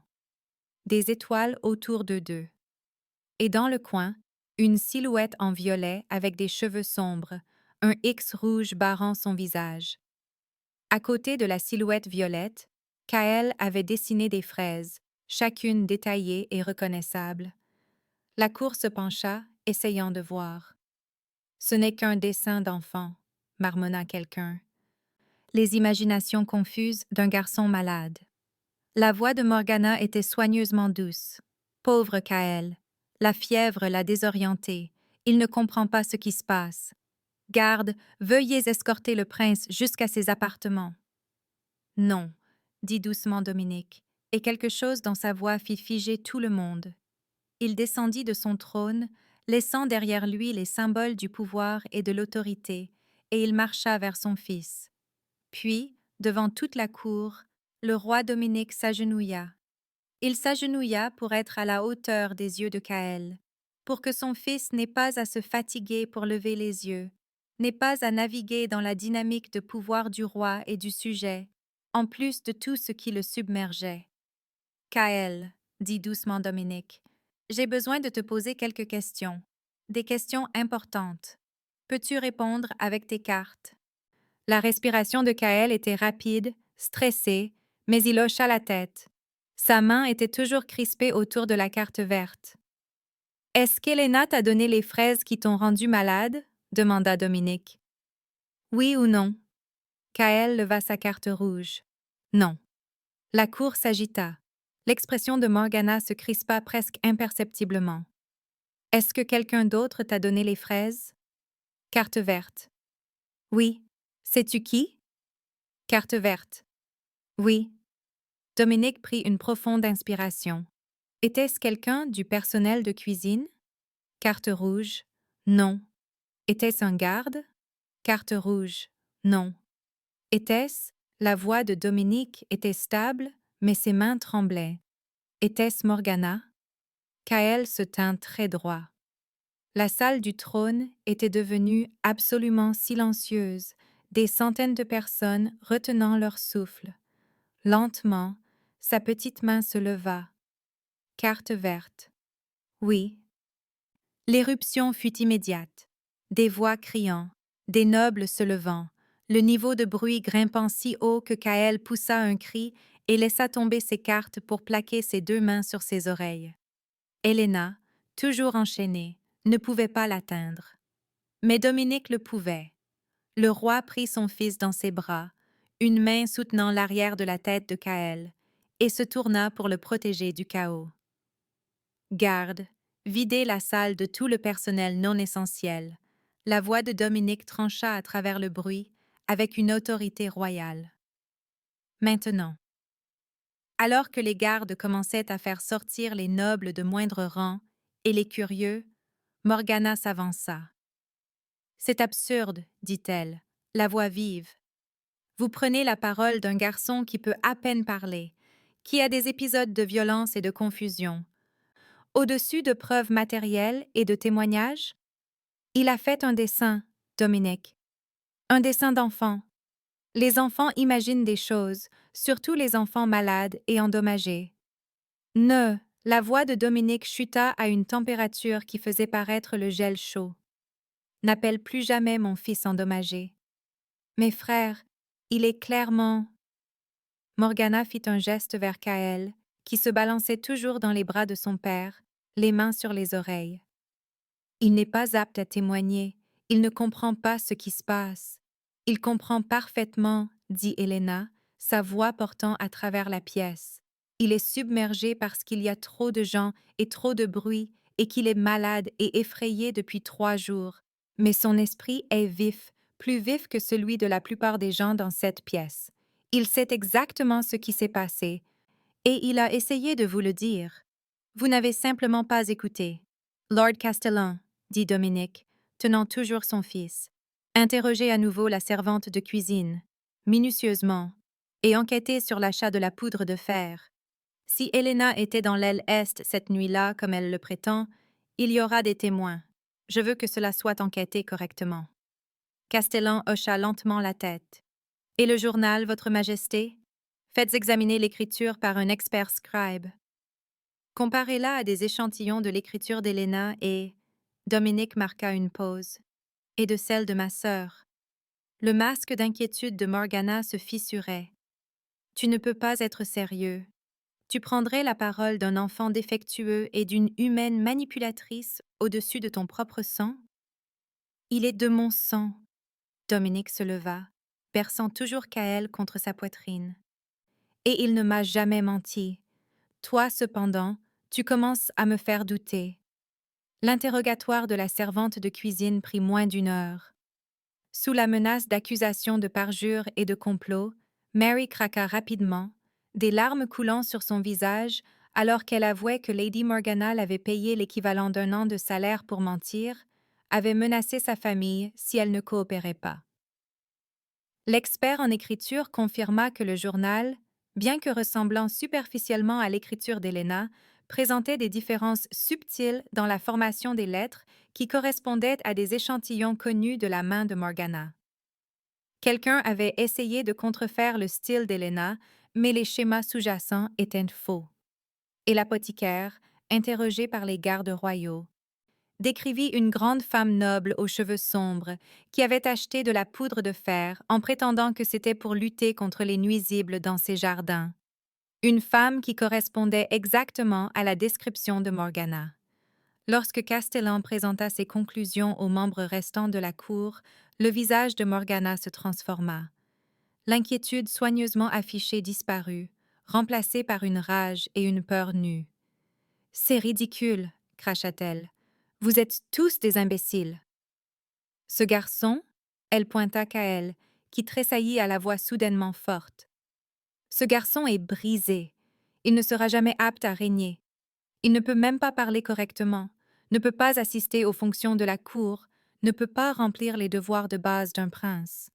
J'ai fait ça pour le royaume, pour la maison Nighthaven. Nous ne pouvons pas avoir un héritier défectueux. Le silence qui suivit fut absolu. Dominique confia Kaël à Helena, qui avait été libérée de ses chaînes dès que la servante avait avoué. Il marcha vers sa sœur avec des pas lents et délibérés. « Mon fils, dit Dominique, chaque mot précis et froid comme une lame, n'est pas brisé, il est autiste, il traite le monde différemment de nous. Et cela signifie qu'il a besoin de soutien et d'accommodement, pas d'être réparé. » Au cours des 6 dernières semaines, avec l'aide d'Helena, Kaël a fait plus de progrès qu'au cours des 3 années précédentes combinées. Il communique, il apprend, il a des intérêts et des talents qui stupéfient les érudits. Il a montré un courage aujourd'hui qui te manque clairement. Morgana, tu as empoisonné un enfant, ton propre neveu, parce que tu avais peur. Peur qu'il se rétablisse, peur de perdre ta position d'héritière, peur du changement. Tu as essayé de piéger une femme innocente. Tu as manipulé des serviteurs et falsifié des preuves. Et tu as fait tout cela en prétendant agir pour le bien du royaume. J'ai agi pour le bien du royaume. La voix de Morgana était stridente maintenant. Un royaume a besoin d'un héritier fort, d'un héritier entier, pas d'un garçon endommagé qui se balance dans les coins et ne peut même pas. Assez. La voix de Dominique claqua comme le tonnerre. Tu ne parleras plus jamais de mon fils de cette façon. Tu es déchu de ton titre d'héritière présomptive. Tu es déchu de tes terres et de tes biens. Tu es banni du château Nighthaven et de tous les territoires de la maison Nighthaven. Tu as 1 heure pour rassembler tes effets personnels, et ensuite tu partiras. Si jamais tu reviens, si jamais tu menaces mon fils ou sa compagne à nouveau, je te ferai exécuter. Comprends-tu? Morgana le fixa, le frère qui avait toujours été diplomate, toujours politique, toujours prêt à compromettre. Elle sembla enfin comprendre que quelque chose de fondamental avait changé. Quand elle parla, sa voix était faible. « Dominique, s'il te plaît. Je suis ta sœur. »« Tu étais ma sœur, » dit doucement Dominique, « avant que tu ne blesses mon enfant. » Garde, escortez Lady Morgana jusqu'à ses appartements, puis hors du domaine. Alors que les gardes entouraient Morgana et l'emmenaient, Dominique se retourna vers l'endroit où Helena était assise par terre avec Kaël. Le prince était plus calme maintenant. La salle du trône presque vide, le bruit écrasant réduit à des niveaux gérables. Elena lui parlait en signes, douce et apaisante. « Tu as été si courageux, signa-t-elle, si incroyablement courageux. Tu m'as sauvé. » Les mains de Kael bougèrent lentement, épuisées. « Tu as dit, signa-t-il, puis il passa à un discours laborieux. Tu as dit que je pouvais être courageux. J'ai été courageux. » Des phrases complètes, prononcées à voix haute, pour la première fois en 3 ans. L'effort que cela lui coûta était écrit sur son visage, la façon dont ses mains tremblaient, la façon dont il revint immédiatement à la langue des signes parce que la parole était tellement plus difficile. Mais il l'avait fait. Pour elle, il avait dépassé ses limites et l'avait fait. Elena pleurait, ne pouvait s'arrêter de pleurer. « Tu as été si courageux, » répéta-t-elle. « Je suis si fière de toi. Si incroyablement fière. » Dominique s'agenouilla à côté d'eux deux. Et quand Kael se pencha dans l'étreinte de son père, le visage du roi se décomposa de soulagement, de chagrin et d'un amour écrasant. « Je suis désolée, » murmura Dominique dans les cheveux de son fils. « Je suis tellement désolée de ne pas avoir écouté plus tôt. Je suis désolée de l'avoir laissé te faire du mal. Je suis désolée pour chaque instant où j'ai essayé de te réparer au lieu de réparer le monde autour de toi. » Kael se recula, signa quelque chose rapidement. « Pas ta faute. Elle était méchante. Tu apprends. Elena t'apprend. Elle nous apprend à tous les deux. » Ce soir-là, après que Kael fut installée dans sa chambre avec des routines familières restaurées et qu'Elena eut été officiellement innocentée de toutes les charges et réintégrée dans son poste, Dominique convoqua une session d'urgence du Conseil. Lord Castellan et les nobles seigneurs restants se rassemblèrent dans une chambre plus petite et plus calme. « Mon fils, » commença Dominique sans préambule, « est autiste. Ce n'est pas une malédiction, ni une maladie, ni quelque chose qui sera guéri ou réparé. C'est ainsi que son esprit fonctionne, et ce sera toujours ainsi que son esprit fonctionnera. À l'avenir, le château Nighthaven s'adaptera à ses besoins. Nous mettrons en place des zones calmes. Nous formerons le personnel aux méthodes de communication appropriées. Nous ajusterons les protocoles de la cour pour permettre des aménagements sensoriels. Le prince Kael est mon héritier, et il sera élevé pour régner sur un royaume qui comprend que différent ne signifie pas inférieur. » Castellan se remua inconfortablement. « Votre Majesté, avec tout mon respect, si nous accommodons la condition du prince de manière si publique, quel message cela envoie-t-il aux autres territoires? Que nous sommes faibles? Que notre héritier est... » Il s'interrompit. « Compromis? Cela envoie le message, » interrompit Dominique, « que la couronne sert tous ses sujets, même l'héritier. Surtout l'héritier. Cela envoie le message que la maison Nighthaven valorise la sagesse plutôt que la conformité, la vérité plutôt que les apparences. Mon fils s'est tenu devant toute cette cour aujourd'hui, terrifié, malade et submergé, et il a dit la vérité quand il aurait été plus facile de rester silencieux. Il a plus d'honneur dans son silence que la plupart des nobles n'en ont dans tous leurs mots. Tout territoire qui voit cela comme une faiblesse est trop stupide pour mériter mon attention. » Les membres du conseil se regardèrent. Lentement, un par un, ils hochèrent la tête. Lord Castellan fut le dernier, mais quand il parla enfin, sa voix était pensive. « Les aménagements que nous faisons pour le prince Kael, dit-il, lentement.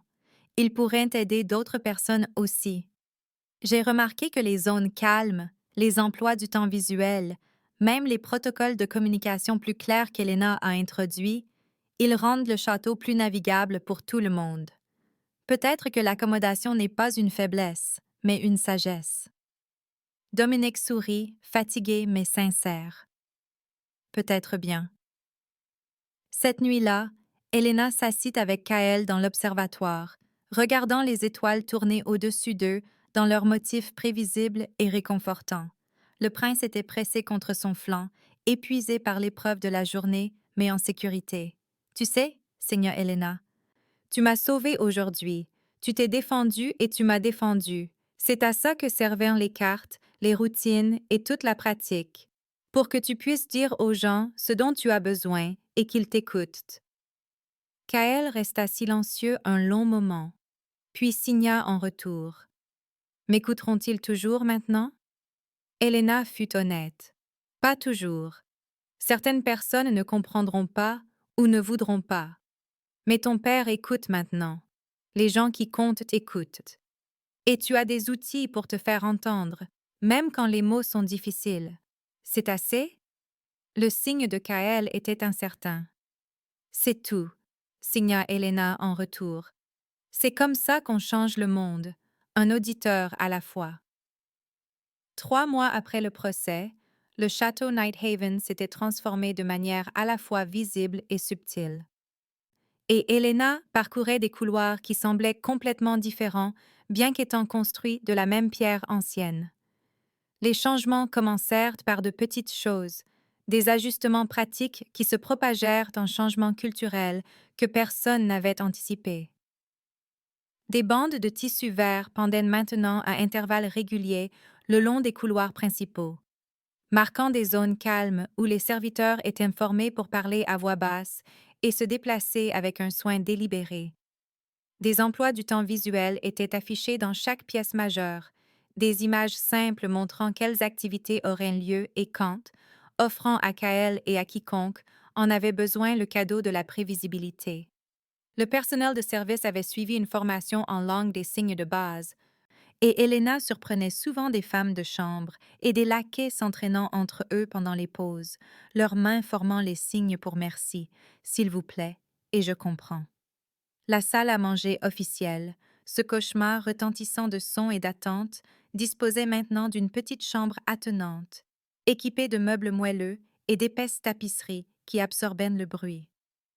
Lorsque Kael assistait au dîner d'État, ce qu'il faisait maintenant avec une fréquence croissante, il pouvait s'y retirer lorsque la stimulation devenait trop forte, et personne ne le traitait comme un échec ou une faiblesse. C'était simplement un aménagement, de la même manière que quelqu'un pourrait demander un coussin pour un dos douloureux ou des lunettes pour une vue défaillante. Lord Castellan avait été sceptique au début, Helena le savait, mais elle l'avait entendu parler au roi Dominique la semaine dernière sur un ton de surprise sincère. Le royaume est plus fort, sire, avait-il dit, étudiant un rapport sur l'amélioration de l'efficacité et du moral du personnel. Accommoder le prince nous a rendu plus.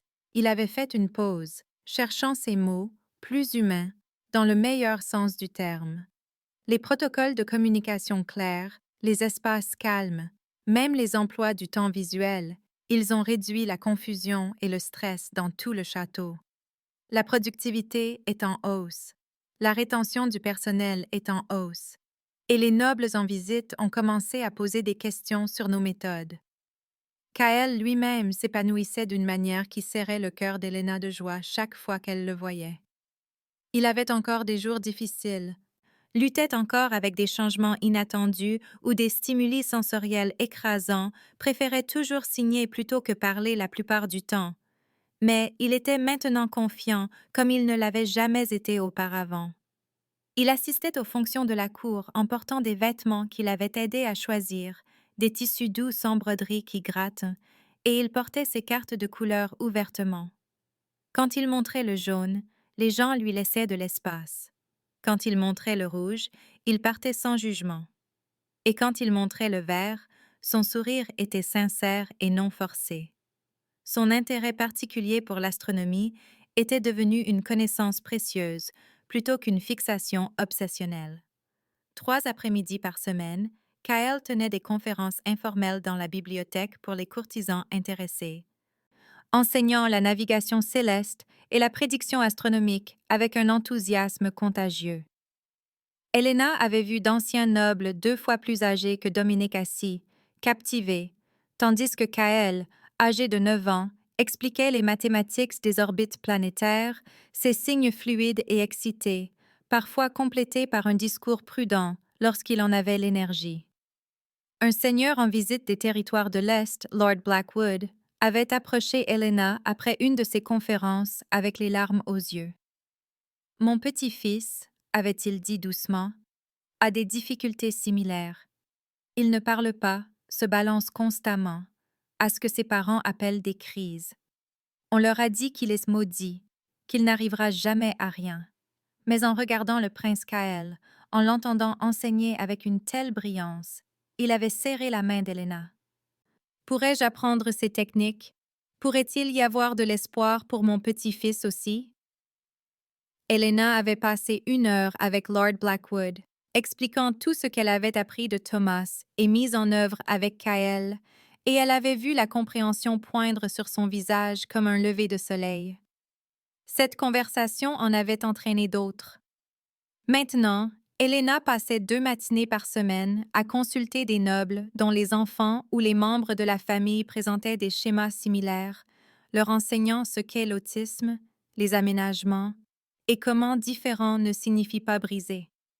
Cette compréhension se propageait, rayonnant depuis le château Nighthaven comme des ondes à la surface de l'eau calme. Quant à Elena elle-même, sa position s'était formalisée d'une manière qui lui semblait parfois encore surréaliste. Elle n'était plus une femme de chambre, bien qu'elle ne serait jamais non plus de la noblesse. Le titre de compagne royale était sans précédent, existant dans un espace étrange entre serviteurs et aristocrates qui mettait les courtisans traditionnels mal à l'aise et intriguait les progressistes. Elle avait des chambres dans l'aile est, de magnifiques appartements qui lui coupaient encore le souffle chaque matin à son réveil. Elle dînait à la table royale lorsque Kael avait besoin d'elle, assistait aux réunions du conseil lorsque les discussions concernaient le bien-être du prince, et avait un salaire qui lui permettait d'envoyer de l'argent à ses parents, qui n'arrivaient toujours pas à croire que leur fille vivait dans un château et conseillait un roi. Mais plus que n'importe quel titre ou aménagement, plus que le confort matériel ou l'élévation sociale, Helena avait trouvé quelque chose qu'elle avait perdu à la mort de Thomas. Elle avait trouvé une famille. Cela s'était fait lentement, construit sur des nuits tardives dans l'observatoire lorsque Kael dormait et que Dominique la rejoignait pour regarder les étoiles. Il parlait des progrès de Kael, des défis et des victoires, mais peu à peu, les conversations s'étaient élargies. Dominique lui parlait de son enfance, du poids de l'immortalité et de la couronne. Helena partageait des souvenirs de Thomas, d'avoir grandi dans un petit village où tout le monde connaissait les affaires de tout le monde. Ils se découvrirent des intérêts communs au-delà de Kael, un amour de l'histoire, une tendance à l'humour sec, une solitude profonde que tous deux portaient depuis des années.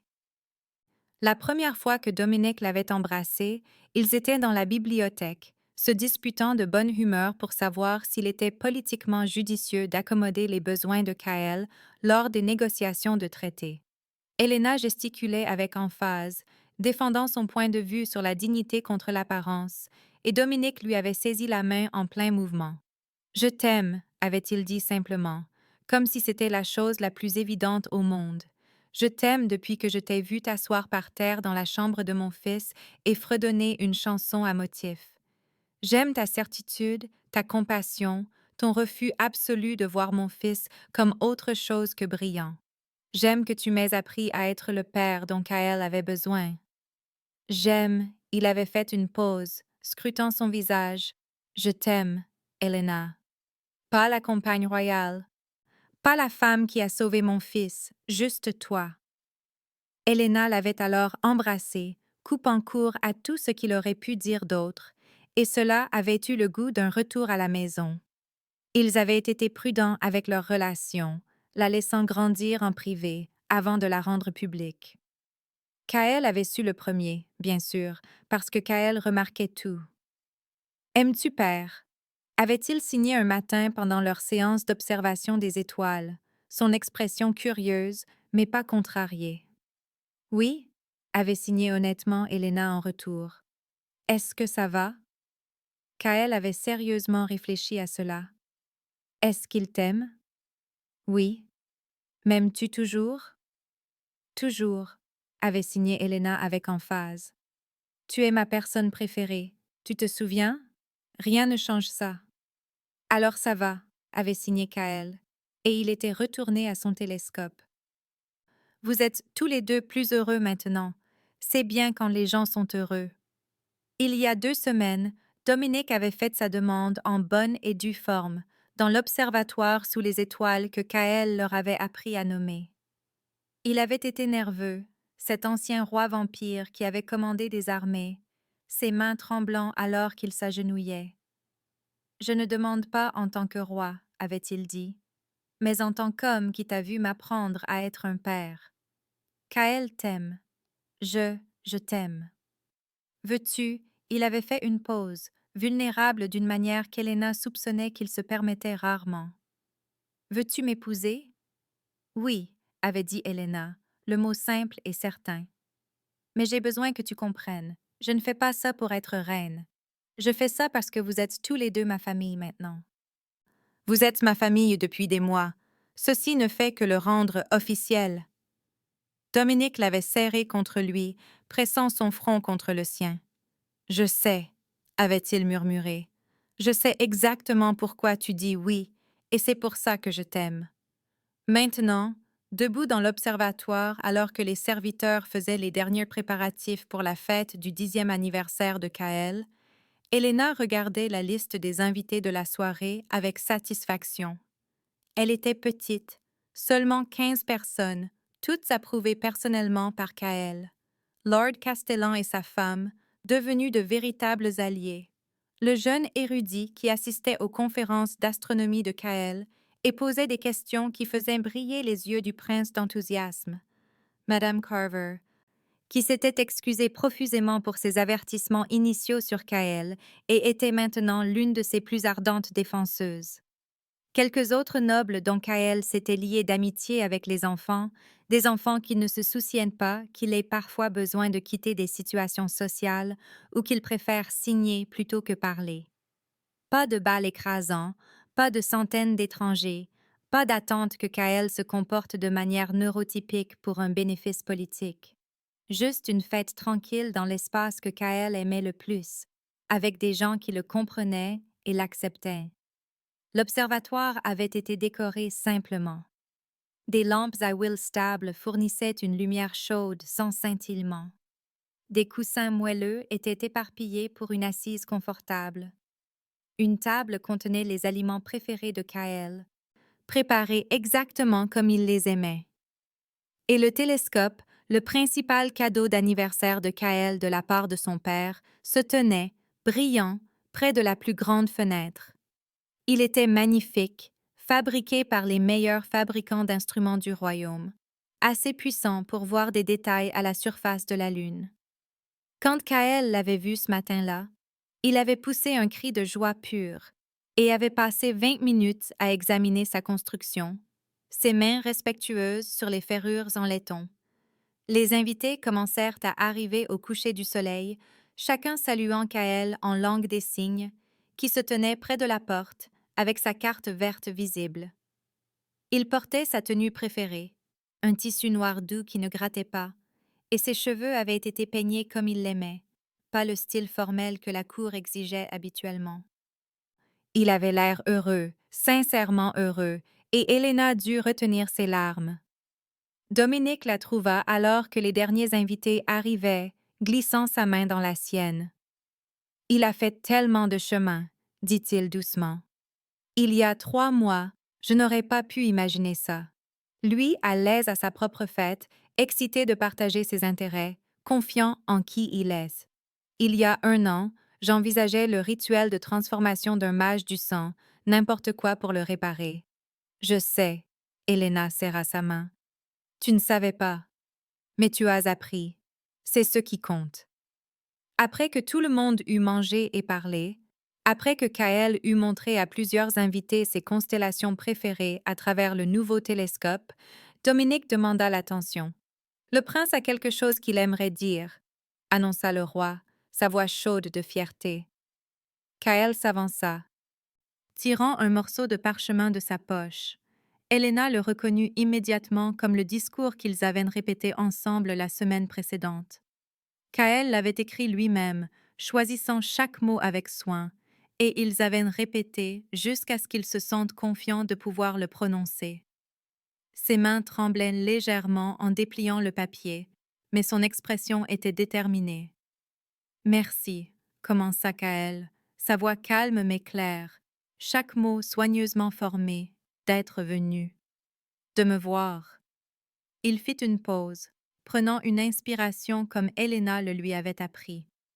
Pas le prince brisé, pas l'héritier endommagé, juste moi. Il leva les yeux du papier, établissant un bref contact visuel avec plusieurs invités. Mère aimait les étoiles, continua-t-il, sa voix se renforçant légèrement. Helena m'a montré qu'elles sont toujours là, même quand nous ne pouvons pas les voir, comme l'amour.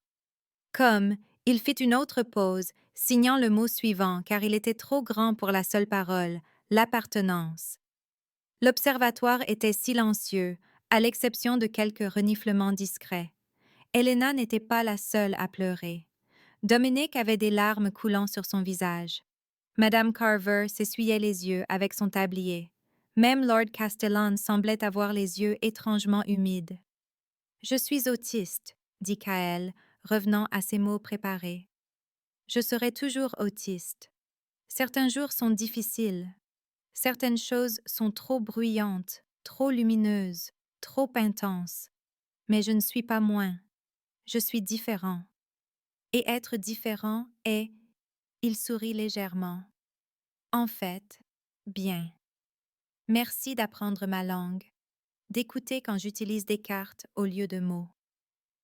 De rendre le monde plus silencieux pour que je puisse être plus bruyant. » Les applaudissements commencèrent doucement, juste quelques personnes tapant doucement dans leurs mains pour ne pas le submerger, puis grandissant à mesure que d'autres se joignaient. Le sourire de Kaël s'élargit, sincère et non forcé, et il fit une petite révérence comme Helena le lui avait appris. Puis Helena s'avança avec son cadeau, une boîte en bois que Kaël ouvrit avec des doigts délicats. À l'intérieur se trouvait un journal relié en cuir, des pages blanches attendant d'être remplies. « Pour enregistrer tes observations, » signa Helena, puisque signer ne la fatiguait pas comme parler le fatiguait lui. Tout astronome a besoin d'un bon journal d'observation. Et sous le journal se trouvait quelque chose de plus petit. Une carte, peinte à la main, montrant 2 silhouettes debout sous les étoiles. Une plus grande, une plus petite, les mains liées. Au dos, Helena avait écrit d'une écriture soignée. « À ma personne préférée. Tu m'as appris que les belles choses sont toujours là. Il nous suffit d'apprendre à les voir. Merci de m'apprendre à voir. » Kaël regarda la carte un long moment, puis Helena, puis il rit. Ce même rire d'il y a 3 mois, du moment où tout avait changé, court et sincère, et plein de la joie que quelque chose de trop grand était devenu plus petit, que quelque chose d'écrasant était devenu gérable. Il rit, et le son emplit l'observatoire comme de la musique. Helena s'agenouilla et le prit dans ses bras, et Kaël le permit, s'y adossant même, ses petits bras s'enroulant autour de son cou. « Meilleur anniversaire », signa-t-il contre son épaule. « Meilleure famille. » Plus tard, après que la plupart des invités furent partis et que Kaël montrait son nouveau télescope aux jeunes érudits avec des signes animés et des mots prudents occasionnels, Dominique prit Helena à part. « Vois-tu ce que tu as fait ?» demanda-t-il doucement. « En moins de 4 mois, tu as transformé non seulement mon fils, mais ce château tout entier. Tu as changé notre façon de penser à la différence, à l'accommodation, à ce que la force signifie vraiment. » « J'ai juste écouté, » dit Helena, « et j'ai appris aux autres à écouter aussi. »« C'est tout, » dit Dominique. « C'est exactement tout. » Il lui embrassa doucement le front. « J'ai hâte de t'épouser, de rendre cela officiel, de passer le temps que nous avons à enseigner au royaume ce que tu nous as appris. Tu sais que je suis mortelle, » dit Helena, exprimant l'inquiétude qui la réveillait parfois la nuit. « Je vieillirai. Je mourrai. Toi et Kaël continuerez pendant des siècles. Nous aurons le temps que nous aurons, » dit fermement Dominique. et ce sera suffisant parce que ce sera réel. De plus, il sourit légèrement. Kael m'a déjà informé que lorsque tu seras très vieille, il inventera un moyen de préserver ton esprit dans les étoiles pour que tu puisses encore lui apprendre des choses. Il est très sérieux à ce sujet. Elena rit à travers ses larmes. Ça ressemble exactement à quelque chose qu'il dirait. Ils se tinrent ensemble, regardant Kael pointer des caractéristiques célestes à son ami, le visage du prince illuminé d'enthousiasme et de certitude. Le même enfant qui, il y a 3 mois, était considéré comme inatteignable, violent, endommagé, au-delà de toute réparation. Le même enfant qui avait toujours été brillant et capable, attendant juste que quelqu'un parle sa langue. Je n'arrête pas de penser à ce premier jour, dit doucement Helena. Quand je l'ai trouvé en pleine crise, entouré de miroirs brisés et de lumières vacillantes. Tout le monde me disait qu'il était inatteignable, que rien ne fonctionnait. Mais il n'était pas inatteignable. Le monde était juste trop bruyant. Tu l'as rendu plus silencieux, dit Dominique. Tu lui as donné des outils, de la compréhension et de l'acceptation. Tu as vu un enfant se noyer et au lieu d'essayer de lui apprendre à nager dans un océan, tu as ajusté le niveau de l'eau. Ce n'est pas de la magie ou des pouvoirs spéciaux, c'est de la sagesse. C'est de l'amour, corrigea doucement Helena. C'est ce que n'importe qui ferait pour quelqu'un qu'il aime. Pas n'importe qui, contredit Dominique. La plupart des gens essaient de forcer l'être aimé à changer. Toi, tu as changé le monde à la place. C'est rare, c'est précieux. C'est pour ça que je t'aime. Une étoile filante traversa le ciel visible par les fenêtres de l'observatoire, et Kael haleta de plaisir. Tu as vu? Signa-t-il avec urgence à son ami. Une météore, probablement des débris de l'essaim des Perséides, même si ce n'est pas la bonne saison, ce qui signifie que cela pourrait être une source non répertoriée, nous devrions noter l'heure et la trajectoire. Son ami répondit avec enthousiasme en langue des signes, et les 2 garçons se penchèrent sur le journal d'observation qu'Helena avait donné à Kael, notant les détails avec une précision scientifique. Voilà à quoi ressemble l'avenir, dit doucement Dominique. Pas un royaume honteux de son héritier différent, mais un qui célèbre sa brillance unique. Pas un prince forcé de masquer sa vraie nature, mais un qui enseigne aux autres à travers son authenticité. Pas une cour qui chuchote sur les dommages et les malédictions, mais une qui apprend la langue des signes, crée des zones calmes et comprend que l'accommodation est une force. Helena s'appuya contre l'épaule de Dominique, regardant Kael rire à nouveau, alors que son ami faisait une blague en langue des signes. Tu sais qu'il aura encore des jours difficiles, dit-elle. Il y aura des crises. Il y aura des moments où le monde sera trop intense et où il devra se retirer. Les aménagements ne guérissent pas l'autisme, ils le rendent juste gérable. Il n'est pas censé être guéri, dit Dominique. Il est censé être soutenu. Il y a une différence, et tu m'as appris cette différence. J'aurais aimé l'apprendre plus tôt, avant qu'il ne perde 3 ans avec des gens qui essayaient de le guérir. Mais nous ne pouvons pas changer le passé. Tu peux l'honorer, dit Helena. Chaque enfant, comme Kael qui viendra après lui, aura un chemin plus facile grâce à ce que tu fais maintenant. Parce que tu montres que différent ne veut pas dire moins, qu'un royaume peut accommoder son héritier et en être plus fort. C'est comme ça qu'on honore les années difficiles. Lord Castellan s'approcha d'eux, son expression pensive. Votre Majesté, Mademoiselle Helena, je réfléchissais aux aménagements que nous avons mis en place. Les zones calmes, les emplois du temps visuel, la formation à la communication. Et si nous les étendions au-delà du château? Et si nous créions des directives pour tous les territoires sous le règne de la maison Nighthaven? Des normes pour accommoder les citoyens qui en ont besoin, pas seulement le prince. Une formation pour les magistrats locaux sur les différents styles de communication. Cela pourrait, il fit une pause, cela pourrait changer le fonctionnement de tout le royaume. Dominique regarda Helena, qui hocha la tête de manière encourageante. Je pense que c'est une excellente idée, Lord Castellan, dit le roi. Rédigez une proposition. Faites-la complète. Si nous devons le faire, faisons-le bien.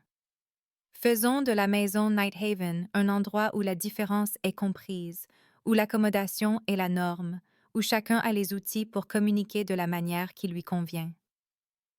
Castellan s'inclina et partit, marmonnant déjà pour lui-même à propos de structures politiques et de calendriers de mise en œuvre. Helena sourit. Il y a 1 an, il pensait qu'accommoder Kael ferait paraître le royaume faible.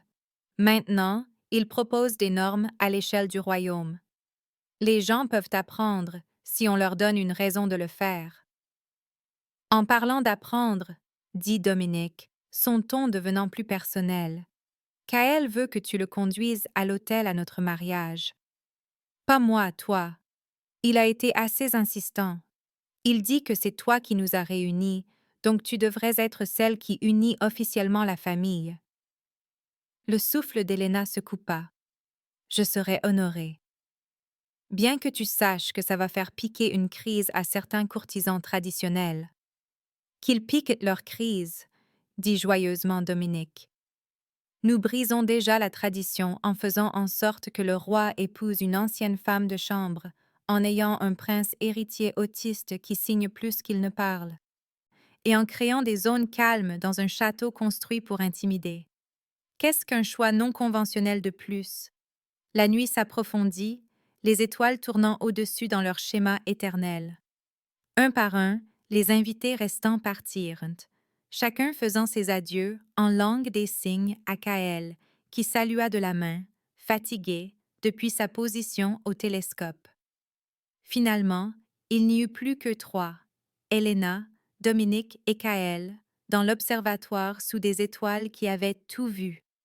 Meilleur anniversaire de tous les temps, signa Kael à Helena, ses mouvements lents de fatigue mais contents. Merci pour le journal et la carte, et il fit une pause, pour tout. Pour avoir appris à père à écouter. Pour m'avoir appris que je ne suis pas brisée. Pour être restée même quand c'était difficile. Helena s'agenouilla pour être à sa hauteur. Merci de m'avoir appris que les belles choses sont toujours là, même quand nous ne pouvons pas les voir. De m'avoir rappelé pourquoi j'ai appris à écouter en premier lieu. D'être exactement qui tu es. Kael la serra dans ses bras, une rare étreinte volontaire qu'il n'autorisa que quelques secondes avant de se reculer. L'heure de dormir, signa-t-il avec espoir. Absolument l'heure de dormir, acquiesça Helena. Grosse journée demain. Plus d'observations avec le nouveau télescope. Le visage de Kael s'illumina. Oui, et enseignait à père les noms corrects des mers lunaires. Il n'arrête pas de les appeler des taches de lune. C'est embarrassant. J'ai entendu ça, dit doucement Dominique, et je maintiens que tache de lune est une terminologie parfaitement acceptable. Ce n'est pas le cas, signa Kael avec une indignation exagérée. Ce sont des Marias, pluriel de mère, signifiant mer, même s'il n'y a pas d'eau. Il est important d'être précis. Je me suis trompée, dit solennellement Dominique, bien que ses yeux pétillaient. Demain, tu pourras m'apprendre les termes corrects, et je m'efforcerai de ne plus t'embarrasser. Ils accompagnèrent Kael jusqu'à ses appartements, suivant la routine familière qu'Helena avait établie des mois auparavant. Vérification de l'emploi du temps visuel pour demain, pyjama doux, un chapitre de son livre préféré du moment sur la navigation céleste. Rideau tiré pour bloquer le clair de lune changeant, lampe à huile stable brûlant à faible intensité. Bonne nuit, signa Helena depuis le seuil. Fais de beaux rêves. Rêve d'étoiles, signa Kael en retour, déjà à moitié endormi. Rêve toujours d'étoiles. Dans le couloir, Dominique attira Helena près de lui. Merci, murmura-t-il. Pour ce soir, pour les derniers mois, pour tout ce que tu as fait et tout ce que tu es. Pour m'avoir appris que mon fils n'a jamais été brisé, que ma famille n'a jamais été brisée. Nous attendions juste quelqu'un qui savait écouter. J'attendais aussi, dit-elle, un endroit où appartenir, des gens qui avaient besoin de ce que je pouvais offrir, une famille. Elle sourit. C'est drôle comme nous nous sommes tous trouvés. Pas drôle, corrigea Dominique. Miraculeux. Et j'ai l'intention de passer le reste de ta vie mortelle, et chaque jour après où je me souviendrai de toi, à m'assurer que tu saches à quel point je suis reconnaissant que tu te sois perdu ce jour-là, que tu aies ignoré les avertissements de Madame Carver, que tu sois entré dans la chambre de mon fils, et que tu aies vu un enfant au lieu d'un problème. Tu as vu ce que tout le monde avait manqué, dit Helena. Tu as vu la brillance de ton fils sous l'accablement. Tu avais juste besoin de quelqu'un pour te montrer où regarder. Nous nous sommes montrés l'un à l'autre, dit Dominique. Et maintenant, nous allons le montrer au royaume. Ils se tinrent ensemble dans le couloir silencieux, le château s'installant dans la nuit autour d'eux. Quelque part au-dessus, les étoiles tournaient dans leurs motifs prévisibles, constantes, fiables et belles. Dans sa chambre, Kaël rêvait de constellations, de nouveaux télescopes et d'une famille qui le comprenait. Dans les couloirs, les serviteurs se déplaçaient silencieusement à travers des zones calmes marquées, leurs mains formant des signes qu'ils avaient appris, leur voix douce d'une nouvelle compréhension.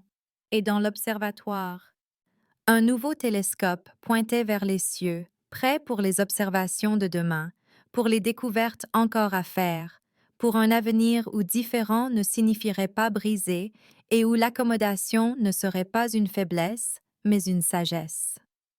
La femme de chambre avait de nouveau fait rire le prince, ce premier jour il y a 3 mois. Mais plus que ça, elle avait appris à tout le monde à écouter. Et en apprenant à écouter, ils avaient tous appris à voir. Les belles choses étaient toujours là, pensa Helena, s'appuyant contre l'homme qu'elle aimait, pensant à l'enfant qu'ils chérissaient tous les deux. Les étoiles, l'amour, l'appartenance et l'espoir. Toujours là, constant et vrai. Il fallait juste apprendre à les voir, et maintenant, enfin, il le pouvait.